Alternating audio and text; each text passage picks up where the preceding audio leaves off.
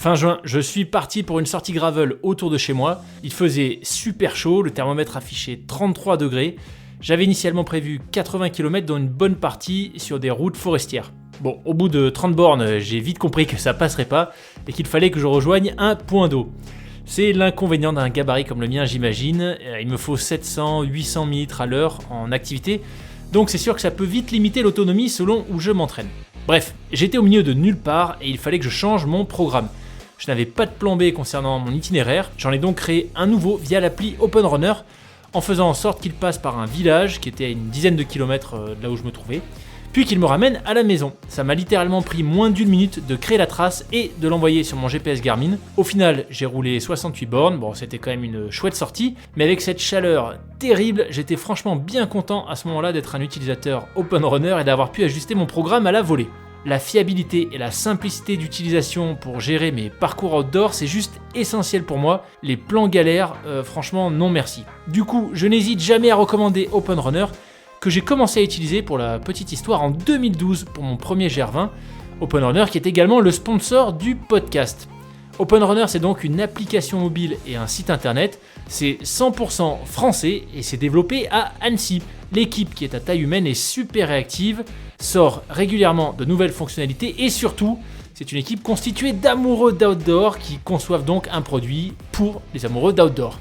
Allez, je vous donne mon top 3 des fonctionnalités que je préfère. La première, c'est clairement les fonds de carte IGN Topo 25, le must en France en termes de cartographie. La deuxième, c'est l'éditeur de parcours qui est juste super puissant. Ça vous donne le profil altimétrique, vous pouvez faire des fusions de parcours, de l'ajout de points d'intérêt. Bref, franchement, je dois utiliser peut-être 20% de ce qui est possible et je me régale. Et la troisième, c'est spécifique aux sorties vélo. C'est l'algorithme qui permet de créer des parcours typés plutôt route ou alors gravel cyclotourisme. Et du coup, vous passez pas du tout aux mêmes endroits et je trouve ça vraiment très très pratique. En conclusion, si vous êtes à la recherche d'une solution pour tracer, suivre, enregistrer et partager vos parcours trail, rando ou vélo, eh bien je vous recommande vraiment d'essayer Open Runner. De toute façon, c'est gratuit pendant 7 jours. Et si vous êtes convaincu, bonne nouvelle, vous pouvez bénéficier de 20% de remise sur l'abonnement Explorer avec le code FRAP20, FRAP20. Attention, cette offre expirera le 31 juillet 2024, donc dépêchez-vous.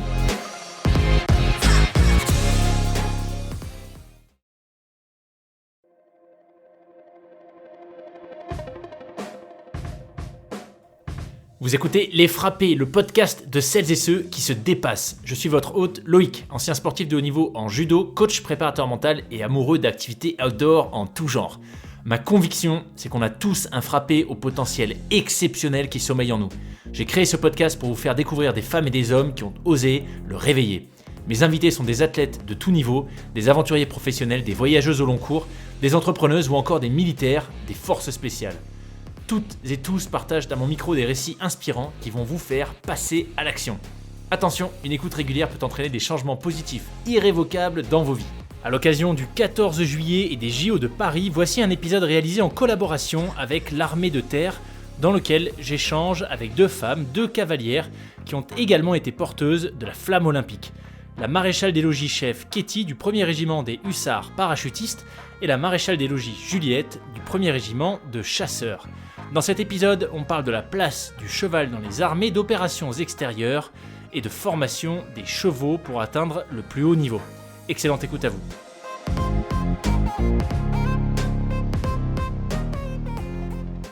Eh bien écoutez, bienvenue à toutes les deux sur le podcast. Je suis absolument ravi de vous recevoir, Juliette et Katie, pour parler de plein de choses, pour parler très certainement de l'institution, de sujets militaires, mais aussi d'équitation, d'olympisme. Bref, ça va être super intéressant.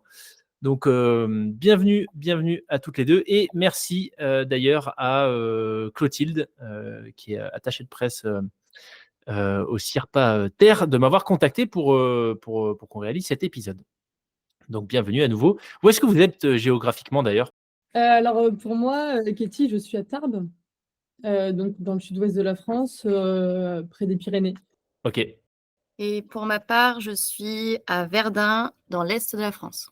Ah oui, ok, ouais, diamétralement opposé. Ok. Très bien. Eh ben, écoutez, ce que je vous propose, c'est peut-être de commencer par de courtes biographies. Si vous pouvez nous expliquer en quelques phrases, quel est votre parcours dans l'armée, mais peut-être aussi ce qui vous a amené à vous engager et puis peut-être plus précisément aussi ce que vous faites au sein de l'institution. Oui, alors, moi, je me suis engagée en 2013 en tant que soldat, directement dans les sports équestres militaires. J'avais envie, après mon bac, de servir mon pays et du coup, je me suis, renseignée sur le site s'engager.fr. J'ai vu qu'il y avait des chevaux dans l'armée. Comme j'étais passionnée de chevaux, je me suis dit: «Pourquoi pas allier, métier et passion?»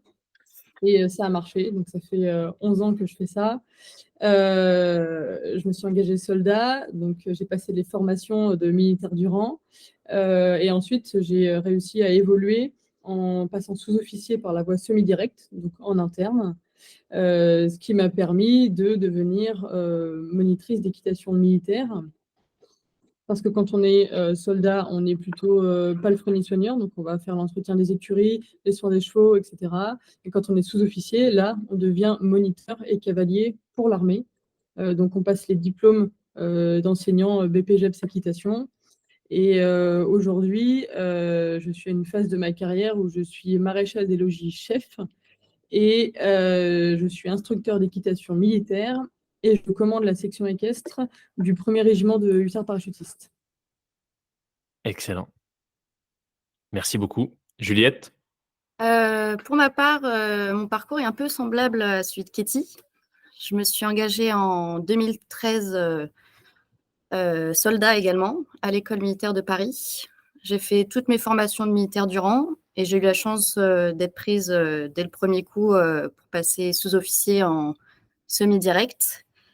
Et j'ai été mutée à la section équestre militaire de Verdun en tant que sous-officier adjoint pour diriger la section équestre militaire de Verdun en 2020.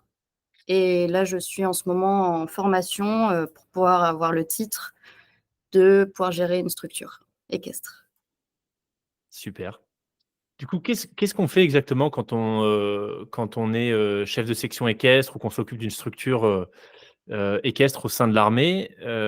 C'est quoi les missions, en tout cas le quotidien? Est-ce que c'est plutôt de la représentation, participer à des compétitions pour, voilà, pour représenter l'armée?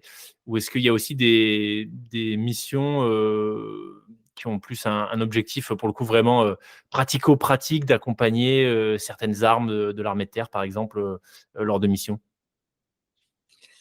Bah, déjà, je dirais que même si on est dans la spécialité des sports équestres, on est avant tout militaire. Donc on a tout le tronc commun militaire, on reste des soldats. Et on a une spécialité qui est voilà, vraiment particulière, qui est celle des chevaux, pour laquelle on a plusieurs missions. La première mission, ça va être pour nous l'accompagnement opérationnel, donc aider les soldats à se préparer physiquement et psychologiquement à partir au combat. Donc, on a trouvé que l'équitation était un très bon outil pour cela, car c'est un révélateur de caractère et c'est aussi une façon de voir les réactions des soldats face à l'inconnu, face à quelque chose qui fait peur et de proposer, on va dire, un aguerrissement du soldat et une préparation supplémentaire. Il y a un autre volet qui est très important, c'est aussi l'accompagnement des familles des militaires, parce que forcément, les parents qui sont militaires sont souvent en mission, soit de préparation à l'extérieur de leur garnison, soit en opération extérieure. Donc, comme ils ne sont pas très souvent à la maison, on essaye, par le biais d'associations sportives des régiments, de leur apporter le plus de confort possible. Donc, on propose des cours pour les familles, des cours poney, des cours chevaux, pour les conjoints, conjointes et pour les enfants également. Excellent. Il y a une troisième mission qui est très importante, c'est l'accompagnement des blessés des armées, donc notamment les blessés psychiques qui rentrent de mission avec des syndromes de stress post-traumatique et qui ont besoin de se reconstruire. Et pour ça, on a développé la médiation équine au sein des armées pour pouvoir les aider en fait à se reconstruire, se réinsérer avec le vecteur cheval. Et enfin, la quatrième mission, bah, c'est la formation des chevaux militaires qui nous sont confiés par l'armée. et le rayonnement des armées au travers de compétitions. Donc, nous, quand on est chef de section équestre militaire, on est plutôt compétiteur au niveau national. Donc, on forme les jeunes chevaux en compétition jeunes chevaux. Et ensuite, pour les chevaux avec un peu plus d'expérience, on concourt au niveau national pour déjà d'une part rester formés et aussi pour former nos chevaux à devenir soit des formateurs de moniteurs, soit des chevaux d'instruction pour les militaires ou leurs familles. D'accord. Ouais, c'est beaucoup plus large, en termes de mission que ce que je pensais. C'est très intéressant ce que tu évoquais, Katie, par rapport finalement à ce que le contact avec les chevaux permet, que ce soit dans la préparation. Tu as utilisé un terme, intéressant, le lien avec le cheval finalement, enfin une expérience avec un cheval, c'est révélateur de personnalité.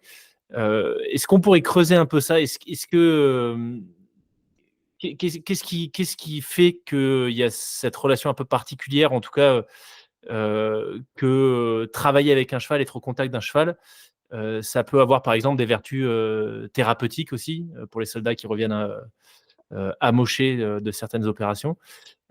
C'est quoi? C'est le fait que ce soit un animal ou il y a quelque chose de vraiment particulier au cheval spécifiquement? Ben, il y a 2 facteurs. Déjà, évidemment, le côté animal, puisque là, on va être en présence d'un être vivant qui ne va pas nous juger sur ce qu'on a fait, sur ce qu'on ressent, sur nos réactions. Donc, il y a cette partie-là qui est vraiment très importante de non-jugement et de constance de l'animal par rapport à l'humain. Et ensuite, il y a la particularité des chevaux, qui est déjà, ce sont des gros animaux, mais ce sont des gros animaux de proie. Donc, pour pouvoir créer une relation avec un cheval, il va falloir y mettre du sien, il va falloir le comprendre, il va falloir vraiment se donner pour pouvoir établir quelque chose avec l'animal qui soit en confiance. Mmh. Juliette, je sais que toi, tu fais pas mal de stages, et cetera aussi. Si tu veux compléter? Bah, moi, je sais que quand je fais monter des pelotons ou autres, j'ai beaucoup de soldats qui ont très, très peur des chevaux et déjà, c'est avoir une maîtrise de soi. Pour moi, les chevaux, c'est une éponge émotionnelle. Donc, si le cavalier va avoir très peur, le cheval va le ressentir. Il va pas forcément être à l'aise aussi avec le soldat. Mais c'est quelque chose qu'on apprend et c'est une maîtrise de soi et qui fonctionne plutôt bien, où on prend le temps vraiment de découvrir et se découvrir en tant que personne avec un animal qui fait 500 kilos de plus que soi. Ouais. Et quels sont les retours justement des soldats qui passent par vos centres, et qui avaient initialement peut-être, peur des chevaux? Qu'est-ce qu'ils vous disent, une fois qu'ils sont habitués, une fois qu'ils ont réussi à créer ce lien? Mmh. La plupart du temps, ils veulent revenir dans ce cas-là. Ouais, ils veulent revenir et puis, en fait, c'est un animal qui est fascinant, le cheval, qui est très impressionnant, qui est très puissant. Donc quand on arrive à créer un lien avec, on sent qu'on peut partager vraiment quelque chose, qu'on peut vivre des moments avec un animal, à côté, mais également sur son dos, ce qui n'est pas possible, en fait, avec d'autres animaux. Ouais. Très, très intéressant. Alors, vous avez évoqué aussi, le fait que dans vos missions, il y a, justement le rayonnement de l'armée lors de compétitions, équestres. Ça a été quoi pour vous les grands événements qui ont vraiment marqué votre carrière? Alors pas forcément en termes de résultats, de performance, mais plus de ce que vous y avez découvert, des émotions ressenties, de ce que vous avez réussi à faire avec vos chevaux. Est-ce qu'il y a eu des épreuves comme ça qui vous ont vraiment marqué toutes les 2? Alors, on en a peut-être une commune avec Katie l'année dernière, je dirais. On a été à la Baule. C'est un concours international 5 étoiles et ils avaient ouvert une épreuve qui s'appelle Trophée des légendes où 4 anciennes légendes de cavaliers, Éric Navet, Marcus Fouche, Et Larsen Berger. ouais, qui ont fait une épreuve spéciale avec un parcours à 1,30 m où on a eu la chance, Katie et moi, d'avoir nos chevaux qu'on a formés nous-mêmes depuis leurs 4 ans, ont été sélectionnés à faire cette épreuve. Et on a pu voir 4 légendes monter nos chevaux sur 1,30 m, des chevaux exemplaires, et puis une fierté d'avoir eu la chance de les former nous-mêmes. Et ça, moi, je ne saurais mettre des mots sur ce que ça a pu me faire à ce moment-là, la fierté. Ouais, c'était une grande fierté, une vive émotion quand on rentre dans le stade de la Baule, où tout le monde était resté après le Grand Prix pour revoir ces légendes, notamment Éric Navet, qui est un très grand cavalier français, très apprécié dans l'opinion publique équestre. Et on est rentré donc avec les cavaliers sur le dos de nos chevaux, nous en tenue militaire, qui tenions la reine de nos chevaux. Oui, c'est évidemment hyper émouvant. Déjà d'une part d'avoir été sélectionné pour le travail qu'on a fourni pour amener nos chevaux à ce niveau-là, mais du coup aussi pour le rayonnement national et international que ça a eu. Est-ce que vous pourriez nous en dire plus sur justement la formation des chevaux? Comment est-ce que ça se passe? Comment est-ce qu'ils sont sélectionnés initialement? Comment s'organise ensuite leur formation en tant que telle? Combien de temps ça prend? Je vous avoue que je connais pas très bien cet univers, donc je serais curieux d'en apprendre plus. Alors les chevaux, ils sont achetés à 3 ans dans les élevages français. Forcément français, pour la Métère, c'est forcément des chevaux français? Oui, c'est toujours des chevaux français. D'accord. Parce qu'en fait, on a un élevage français qui est très riche. Donc, je pense qu'on n'a pas besoin d'aller se servir ailleurs. Et les races françaises proposent toutes les qualités dont on a besoin, autant pour le sport que pour l'enseignement. On choisit les chevaux, c'est le chef des sports équestres militaires avec des comités, des commissions d'achat qui se déplacent dans les élevages français ou dans les rassemblements de chevaux. Et les chevaux sont achetés, donc évidemment en fonction d'un budget qui est défini. Et ensuite, ils doivent impérativement être validés à la visite vétérinaire. Donc, ils sont envoyés à Fontainebleau. Ils passent une visite vétérinaire assez complète, radio, bilan général, état du cheval. Et si le résultat est satisfaisant, dans ces cas-là, ils intègrent le peloton de jeunes chevaux à Fontainebleau pour le débourrage, donc à 3 ans.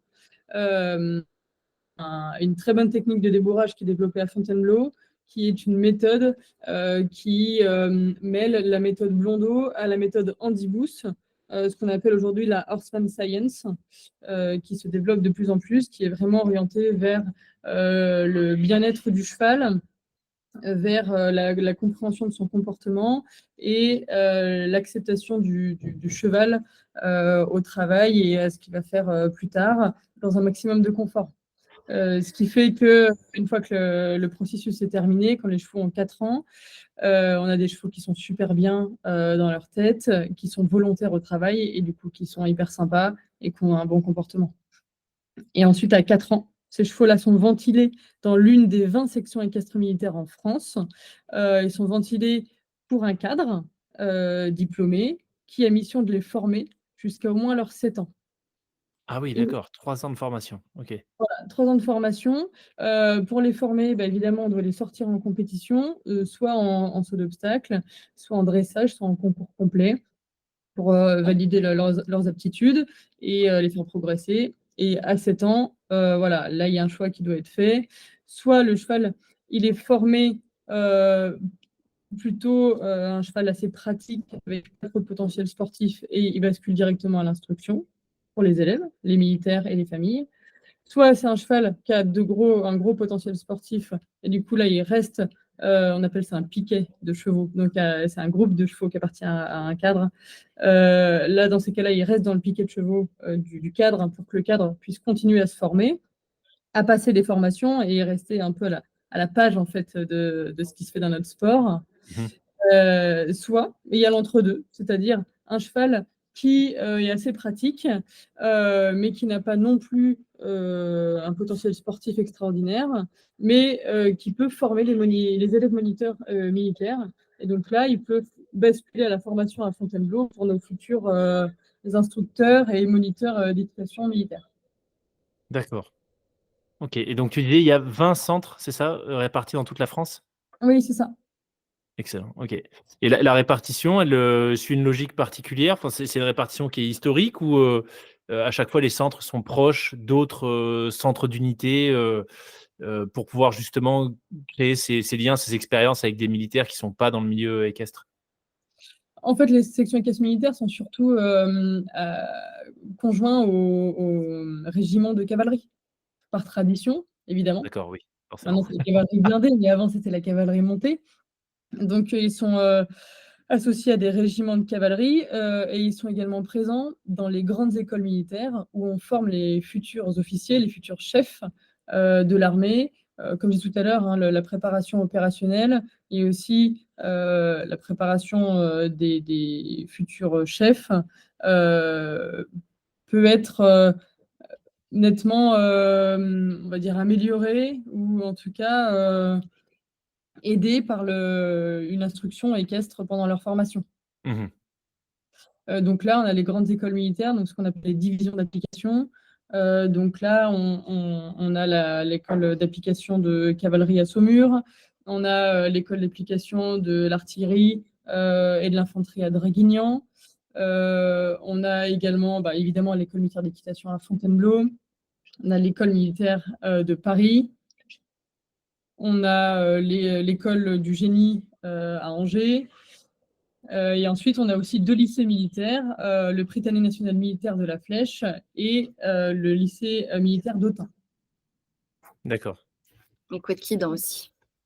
Et évidemment, et oui, Ah oui, bah oui, oui. la maison mère de la formation Ouais. des officiers, l'académie militaire de Saint-Cyr-Couët-Quidan. Excellent. Excellent. Bah, écoutez, merci beaucoup pour ces explications, c'est plus clair. J'imagine après qu'on peut, il y a pas très longtemps, je recevais, le capitaine Malcani qui est, dans l'arme, du train, que je dise pas de bêtises, oui, du train et qui, me parlait aussi de justement de la formation des officiers et en fait, je me suis rendu compte dans cet échange que, l'armée forcément du fait de son histoire, de sa fonction et cetera, c'est quand même un univers, extrêmement complexe. Donc là, j'imagine que vous avez, dressé un tableau un peu, high level, on va dire, mais que si on veut rentrer dans le détail, je suppose que ça peut être beaucoup plus, complexe. Donc voilà, s'il y en a qui veulent creuser, est-ce qu'il y a des ressources en ligne? Est-ce qu'on peut trouver de l'information sur, par exemple, pour toi, Katie, le 1er régiment de hussards parachutistes. Pour toi, Juliette, c'est toujours 1er régiment de chasseurs, c'est ça, dans lequel tu es? Oui, oui, Ok. correct. Est-ce qu'on peut trouver des informations là-dessus en ligne pour comprendre un peu peut-être l'histoire justement de ces régiments? Alors oui, bien sûr, hein, c'est vrai que le 1er régiment d'hussards parachutistes a 300 ans, un peu Waouh. plus maintenant, puisqu'il a été créé en 1720. Donc vous pouvez retrouver toutes les informations sur l'historique du régiment et sur ce qu'il fait au quotidien sur le site s'engager.fr. Ok. Ok, ok.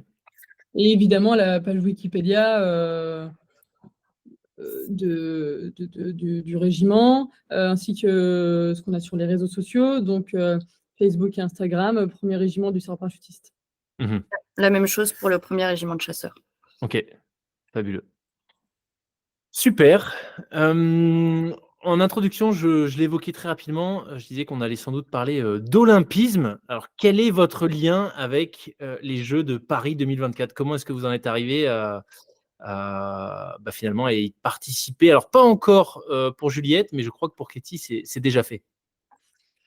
Oui, c'est bon. Donc pour moi, j'ai porté la flamme le 19 mai à Tarbes. J'ai porté la flamme sur 200 mètres.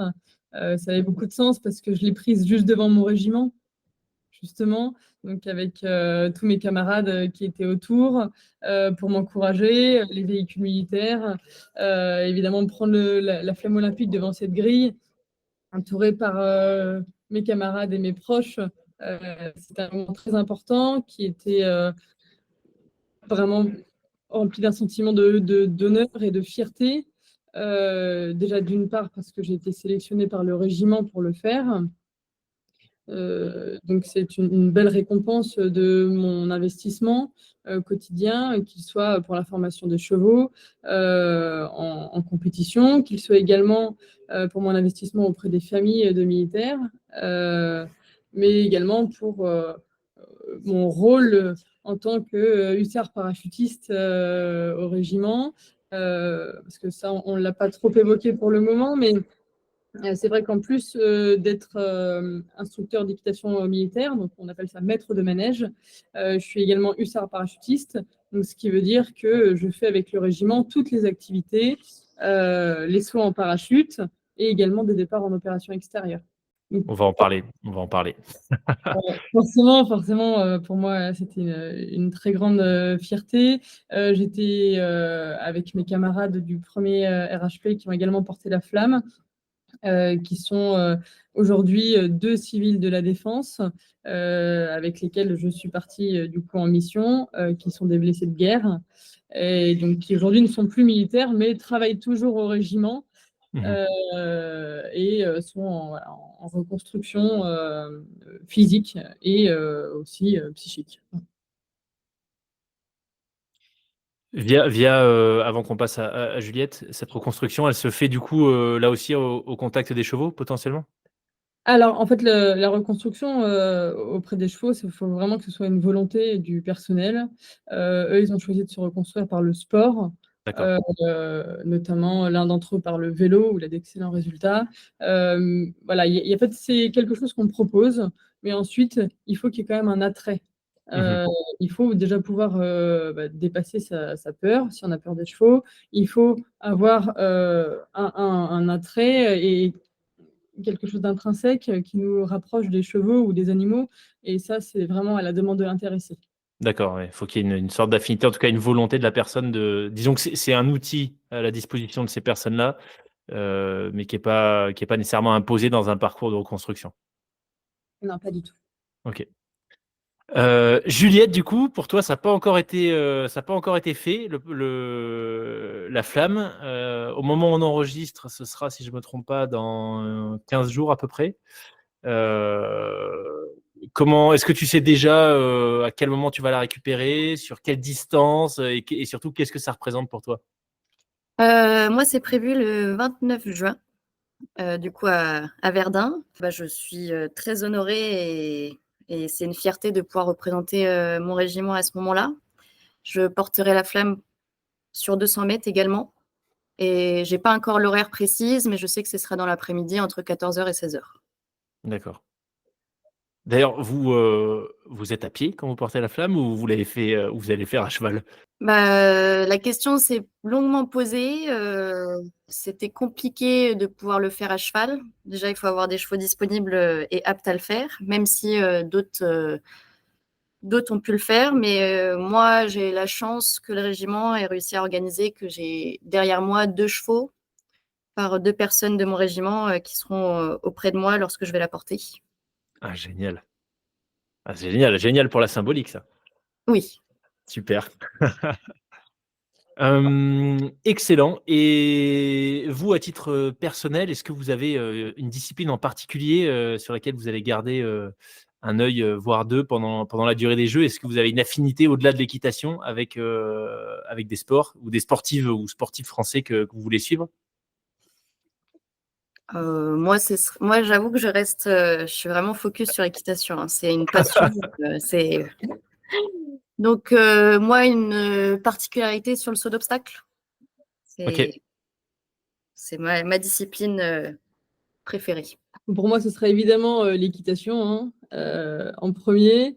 Mais moi, je serais plutôt attentive au concours complet, même si je fais aussi du saut d'obstacle et que j'adore le saut d'obstacle. Je trouve ça toujours hyper émouvant de voir l'équipe de France de concours complet, qui en plus de ça a très souvent de super résultats dans toutes les grosses compétitions internationales et sur les grosses échéances. Donc, on va être évidemment derrière les différentes équipes de France sur les 3 disciplines olympiques, donc le concours complet, le saut d'obstacle et le dressage. Mais évidemment, j'aurais, je pense, plus d'émotion à regarder le cross du concours complet et à vibrer avec les complétistes qui ont une mentalité bien à eux dans le monde de l'équitation, qui est très familiale, très partage, que ce soit avec les équipes ou avec les chevaux. Et ça me touche beaucoup. Excellent. Super. D'ailleurs, les premières épreuves, d'équitation sont prévues pour quand? Si vous l'avez en tête? Alors, je ne l'ai pas en tête. Là, je sais que on n'a pas tout à fait, on n'a pas encore reçu les listes définitives des cavaliers qui vont au JO et de l'équipe. Donc là, on est hyper impatient de savoir qui va représenter la France dans les 3 disciplines équestres, au moins. Je sais aussi que le concours complet va se dérouler au château de Versailles. Et donc, je pense que pour nos complétistes qui auront la chance de courir au château de Versailles, de faire le cross dans le parc du château, ça va être un moment unique qu'ils vivront qu'une fois dans leur vie, sur leur sol. Et je pense que, enfin, j'espère en tout cas que ça va les galvaniser pour faire le meilleur résultat possible. Il me semble que c'est à partir du 30 juillet pour les C'est début. je viens de regarder, c'est du 27 juillet au 6 août. D'accord. Et on Ok, commence par le concours complet en dressage. Ok. génial. Super. En tout cas, ça, ouais, très certainement une expérience riche en émotions de porter cette flamme en France, d'autant plus, quand on est militaire. Je ne sais pas à quel point est-ce que dans les différentes disciplines, on retrouve des sportifs ou des sportives qui ont des profils militaires, qui ont des carrières militaires, qui du coup concourent aux côtés de civils. Moi, j'ai découvert, voilà, avec cet échange avec l'armée de terre, que dans les porteurs de flammes, il y avait aussi des militaires, et je trouve ça très chouette, parce que le sport dans les armées, c'est quand même un peu la base. Et puis, il y a plein de valeurs communes entre l'univers du sport, sans nécessairement aller même jusqu'à haut niveau, et puis la vie de soldat. Donc, très, très chouette. Et d'ailleurs, pour la petite anecdote, j'étais ce week-end, au moment où on enregistre, sur un événement qui s'appelle l'Alpsman, qui est un énorme triathlon extrême, un des triathlons les plus durs d'Europe et sans doute du monde d'ailleurs. Et il y avait un concurrent qui était en tenue de triathlon de l'armée de terre. Donc, je me suis dit, ah, et ben, voilà, même là, on retrouve des militaires sur des formats de triathlon extrême où généralement les gens finissent entre 15, 16, 17, voire 18 heures d'effort. Donc super. Kitty, tu évoquais un peu plus tôt les opérations extérieures. Est-ce que c'est quelque chose dont vous avez fait l'expérience toutes les deux à ce stade, Kitty et Juliette? Pour ma part, non, j'ai jamais eu encore l'occasion, mais j'aimerais pouvoir le faire au moins une fois pour le vivre et avoir l'expérience de l'avoir fait. Ok. Katie, du coup, est-ce que tu peux peut-être nous expliquer un peu dans quel contexte est-ce que tu as été amené à partir du coup en OPEX, et est-ce que ça t'a apporté dans ta carrière militaire? Oui, alors du coup, moi j'ai été mutée au 1er régiment du Sar parachutiste en 2019. Et il y avait un départ régimentaire en OPEX au Sahel en 2020 sur l'opération Barkhane. Et j'étais volontaire pour partir. Donc j'ai été rattachée à un escadron de combat, le premier escadron de combat du RHP, sur une mission logistique. Donc, c'est-à-dire que j'étais en escadron de combat, mais moi, je ne suis pas cavalier blindé, combattante pure comme les soldats qui sont au régiment. Même si j'ai évidemment tout le tronc commun militaire. Donc, moi, j'ai été mise sur un poste logistique. Donc, j'étais responsable du matériel et des munitions. C'était pour moi vraiment une expérience extraordinaire parce que déjà c'était ma première mission opérationnelle avec un régiment comme le 1er HP qui est un régiment très compétent, très engagé. Donc, j'ai pu vivre vraiment cette mission pleinement. J'ai été donc déployée ce qu'on appelle en BOA, donc c'est-à-dire en base opérationnelle avancée. Sur le théâtre d'opération. Mais j'ai été également en mission, en manœuvre, donc sur le terrain, en opération extérieure, parce que forcément, quand un régiment se déplace pour faire ce qu'on appelle une OP, il faut que les combattants soient suivis par toute la logistique. Donc, vous imaginez que pour 3 pelotons qui sortent en véhicule blindé et en véhicule de patrouille, il faut derrière tout un train de camions qui va les suivre pour tout ce qui va être l'eau, la nourriture, les munitions, l'essence, les mécaniciens, pour faire en sorte que tout le monde puisse vivre pendant 2 ou 3 semaines ou 1 mois à l'extérieur dans le désert et pour que le convoi puisse avancer.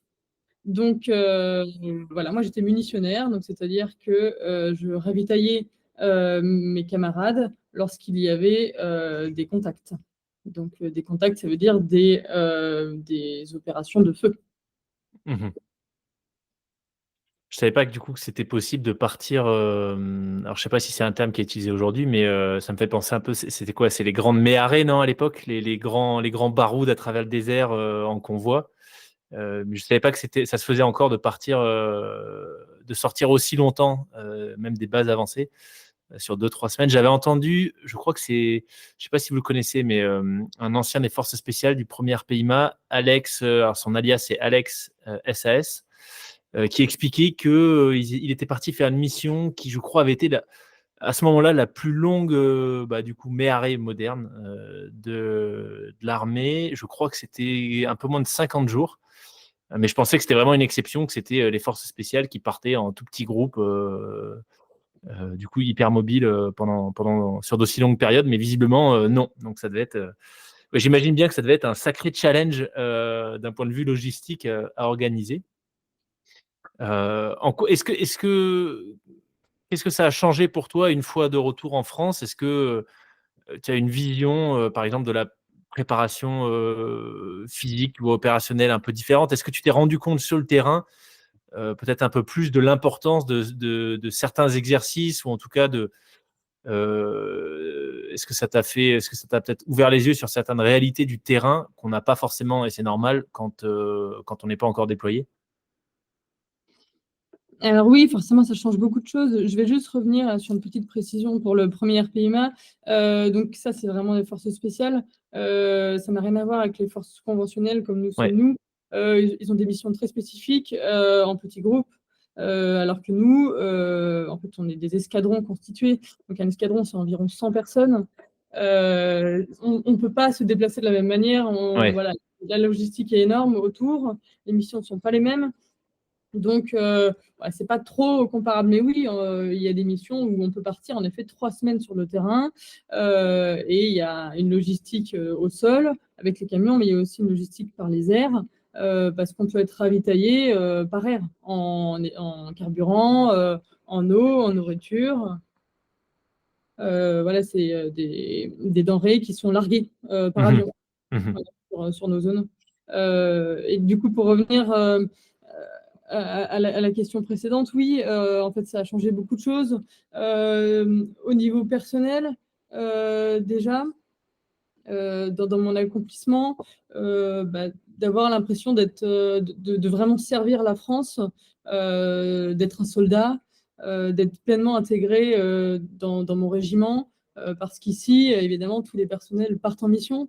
Et je pense que c'est aussi le propre du militaire de défendre son pays. Il y a plein de vecteurs en fait pour servir son pays, c'est-à-dire qu'on n'est pas forcément obligé de partir 6 mois de l'année en opération. Tous les postes de soutien et de logistique servent le pays, évidemment, mais la finalité, c'est vraiment la défense de la France en opération extérieure.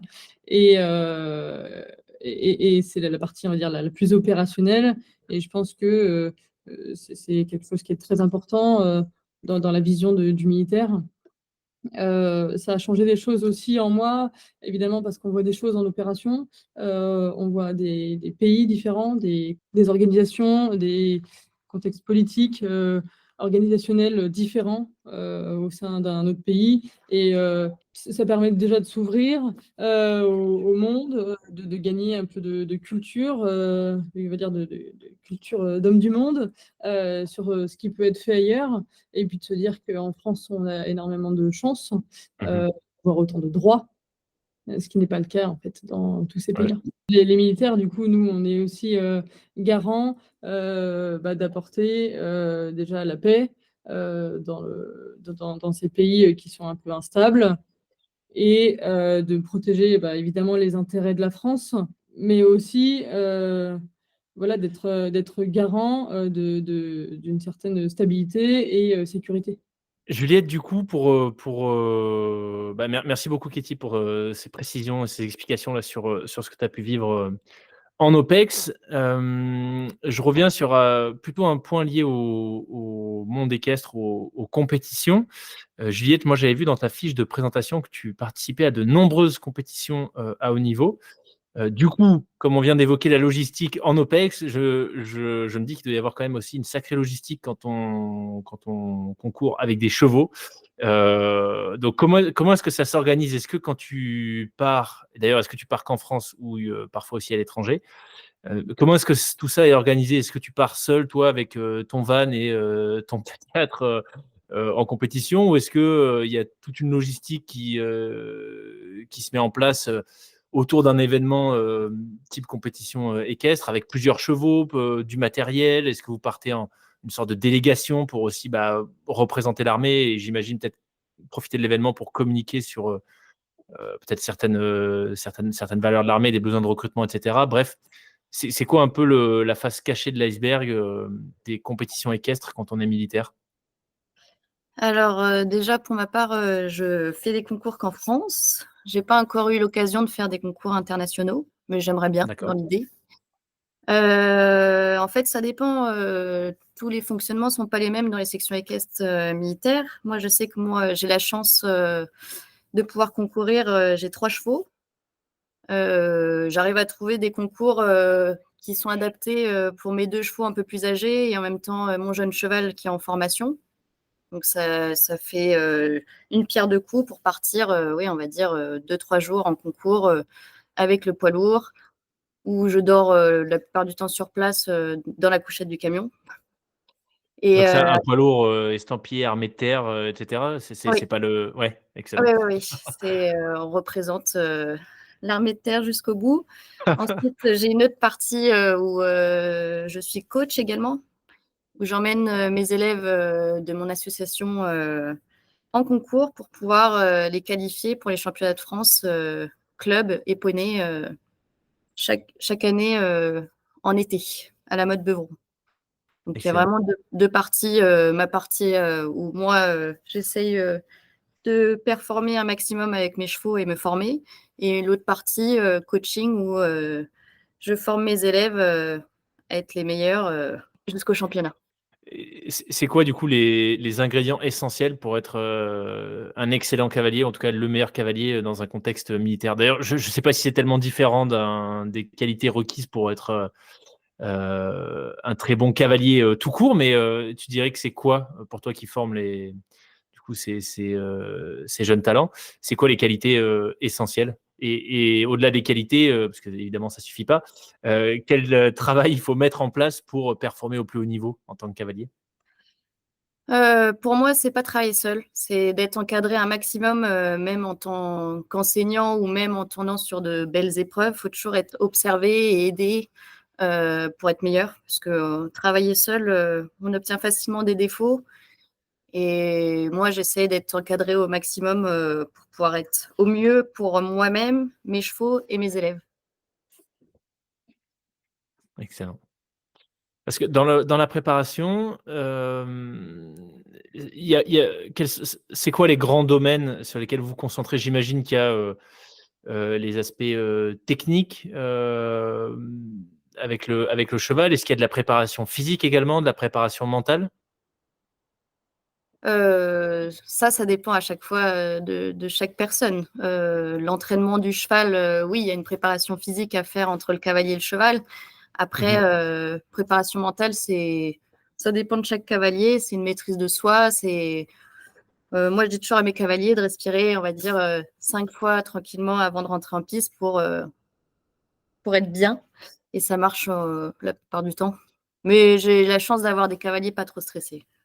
Et moi non plus, je ne suis pas très, très stressée quand je concours. Je vais être plus stressée sur des oraux devant des autorités que quand je concours avec mon cheval. Je me sens à l'aise et je suis dans mon élément lorsque je suis en compétition.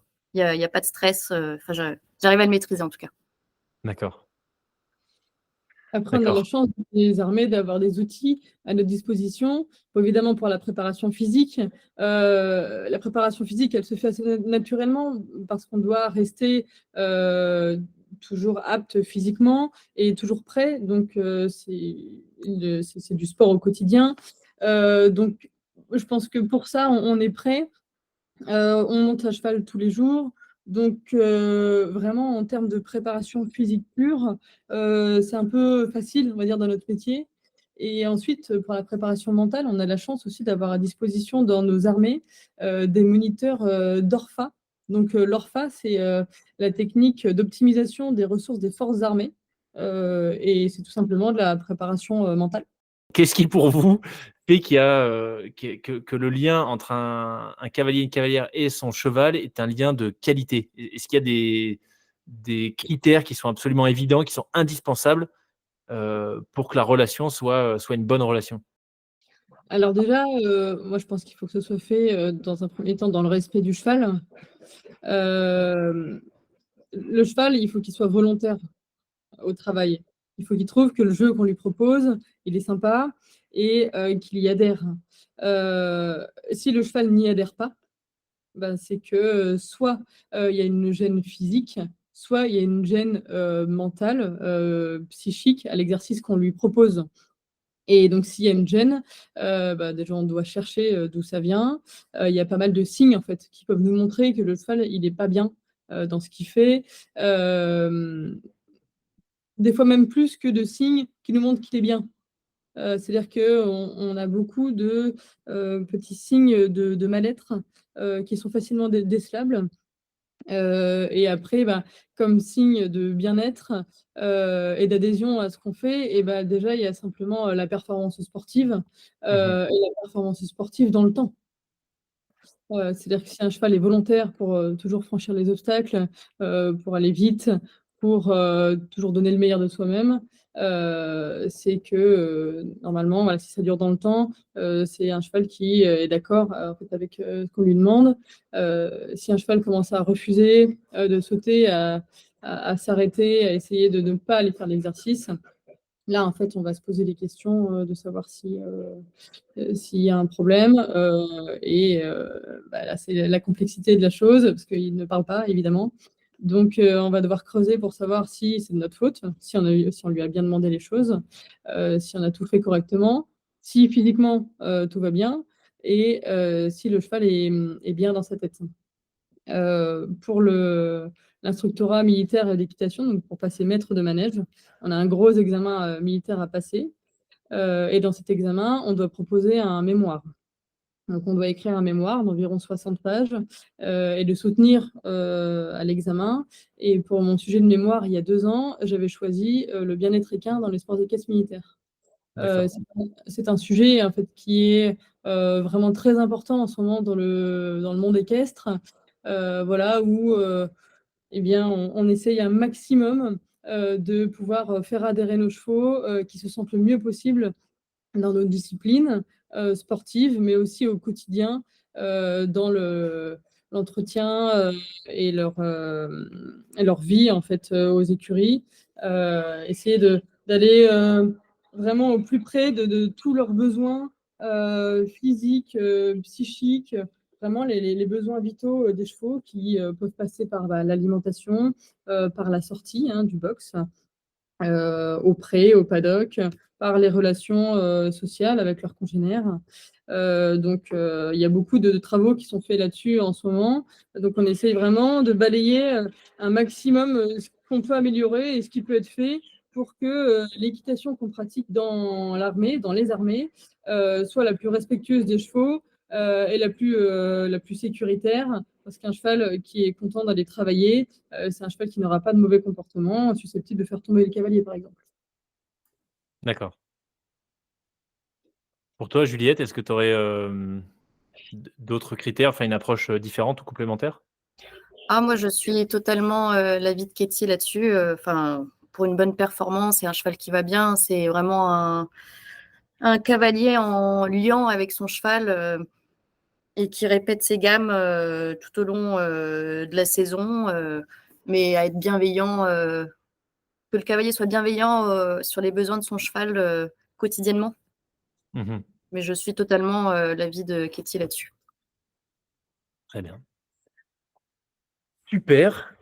Eh ben écoutez, je pense qu'on a fait le tour. C'était absolument passionnant d'en apprendre plus sur votre univers. Je vous l'avais dit, qui pour moi était relativement peu connu, enfin complètement inconnu même si j'ai fait un peu d'équitation, mais plutôt western quand j'étais petit, du barrel racing, je ne sais pas si ça vous parle, mais voilà, j'ai fait ça. Donc un peu rien à voir. Mais vraiment, merci beaucoup à toutes les deux. Merci Katie, merci Juliette. Juliette, je te souhaite un excellent portage de flamme, je ne sais pas si c'est le bon terme, fin juin.